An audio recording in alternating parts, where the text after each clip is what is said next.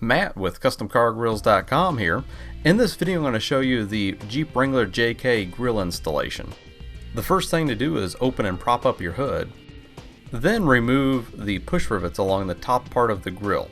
There are 6 rivets in total on this model. The inner portion of the rivet can usually be lifted out with a flathead screwdriver, and then the remaining sleeve should slide right out. Then disconnect the turn signal wire harnesses on the passenger and driver side. The bottom portion of the factory grill will still be held in by some clips, but it should just pull right off. Next, you'll want to prepare the back of the factory grill for the installation of the cable tie mounting bases. This can be done by using an alcohol swab pad. For this installation, we're going to use a lot of cable tie mounting bases. There's going to be 24 included. This will provide enough support for the top, bottom, and middle of each slot. If you want to add some extra support, this would be the time to use some adhesive along the base of the cable tie mounting area.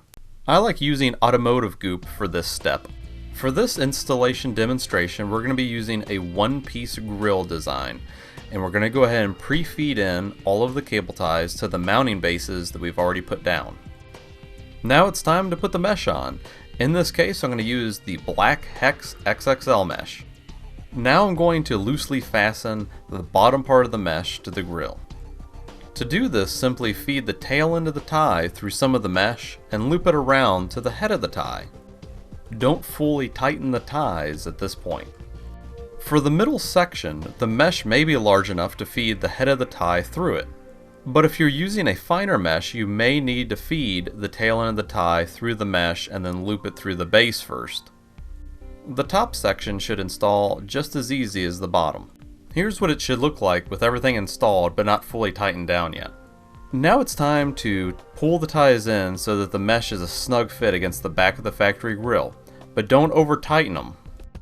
Next, use some scissors or wire cutters to trim the excess part of the cable tie. Now you should be all set to reinstall your grill back onto the Jeep. The reinstallation is the reverse of the removal that we showed earlier. You will need to push the bottom clips back in, reattach the turn signal wiring harnesses, put the push rivets back in the top, and then lower the hood and re-secure the hood. Now that everything's complete, here's how the final installation looks. We have a few different mesh options available for this. Here's the Perf Hex, and we also have a silver as well as a black woven wire version available. I hope you like what you saw, and if you have any questions about this product or any others, feel free to contact me.